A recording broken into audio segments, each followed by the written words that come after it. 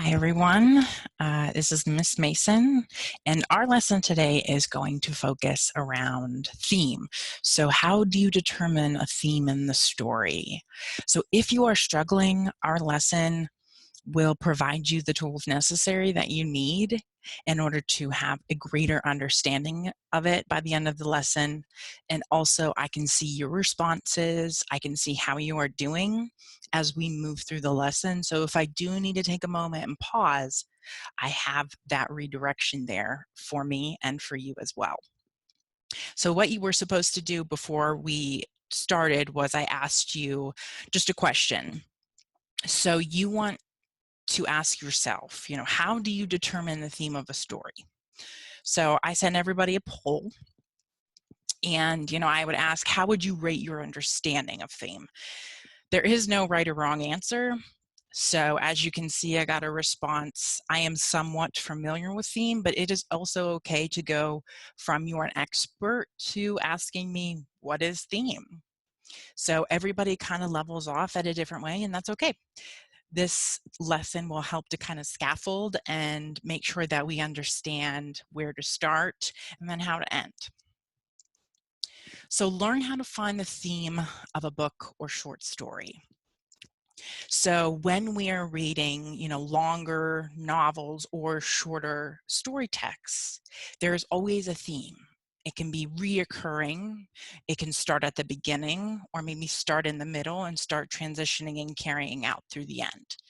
So, many people, when they're asked to describe the theme of the book, what happens is they start describing the plot instead. So that's not the same as theme. And we really want to make sure we understand that true element of theme. So, what I did is I did highlight some things here for you in your notes. So a book's theme is the main idea that flows through the narrative and connects the components of the story together. So in your view on the side, I highlighted components and just parts. I just put parts of the story. So that way, when you're addressing this lesson, that you know what these words mean. It's important. A work of fiction may have one theme or many, and the theme develops over time. So it's not until you're really into the book or your short story that you really see that underlying theme or that message. There can be more than one.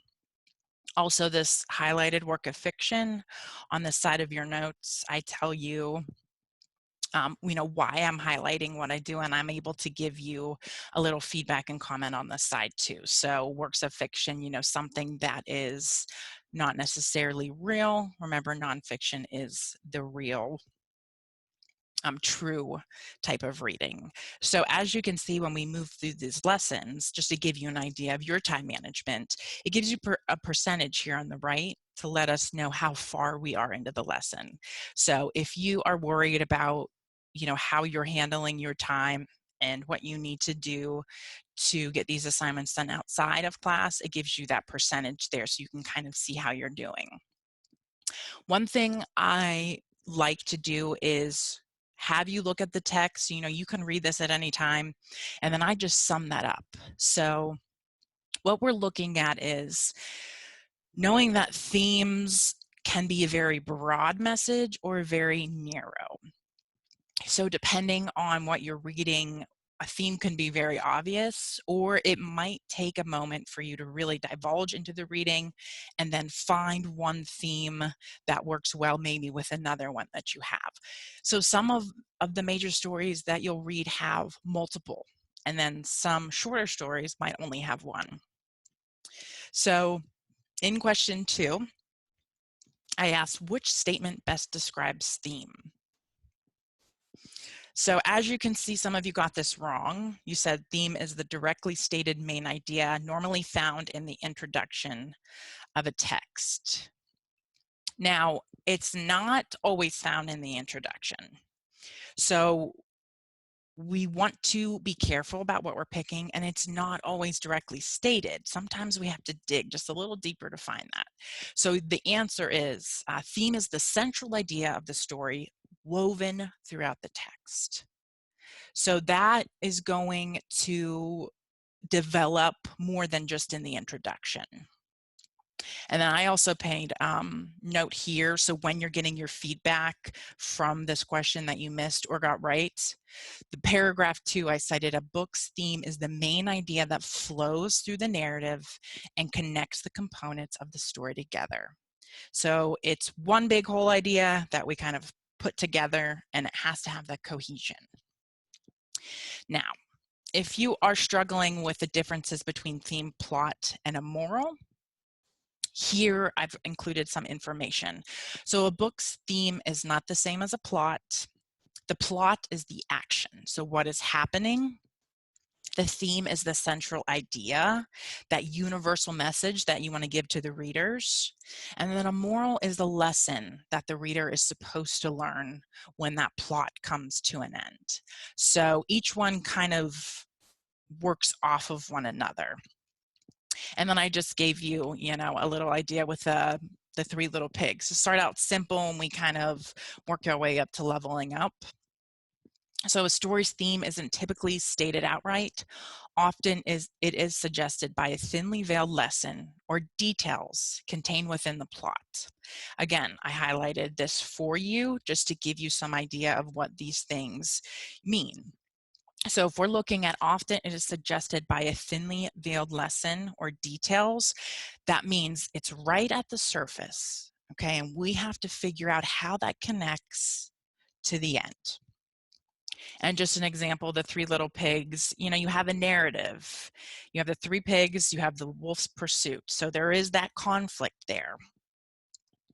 And this wolf is trying really hard to always get one up on these pigs.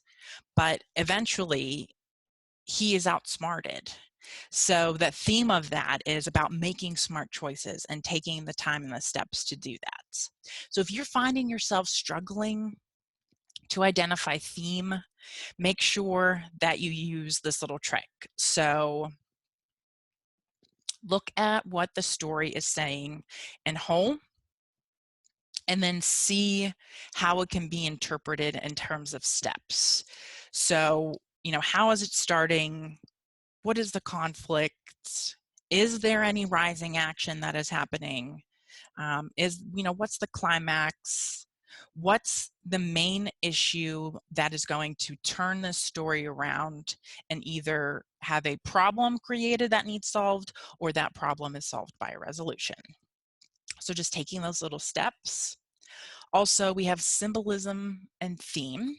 So a symbol or a motif, again, hits at a larger theme. So there's a novel, A Tree Grows in Brooklyn, which recounts the story of an immigrant family who's living in New York. And it's talking about the tree going up through the sidewalk in front of their apartment. And it's more than just a part of their neighborhood background. It's part of the plot and the theme because it thrives in the spirit of its harsh surroundings, much like the character of Francine as she comes of age. So when we kind of look at that, keeping that in mind, that there are bigger things than just the characters and the actions. There's also things in the environment as well. So, what is one way authors might help understand the theme of the story? And you all did have the same question. So the explanation is writers might include a symbol or motif that implies a larger meaning. So you all got this one right. And then in paragraph 7, I have added that so you can see why. Sometimes writers will use a character or object as a symbol or motif that hints at a larger theme or themes.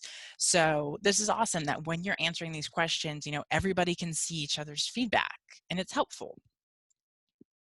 And then here are some examples of themes. You have family, friendship, love, overcoming hardships, coming of age, sadly death, struggling with inner demons, and this is like good versus evil. So, if you are really someone who is focusing on that good versus evil, you have to find where's the protagonist, where's the antagonist. So think about that. So, once you're finding all of these specific categories of writing and reading, you'll be able to write a book report. And that would be the next step, is you take all of these components what stood out the most to you, and then you accomplish it by being very concise.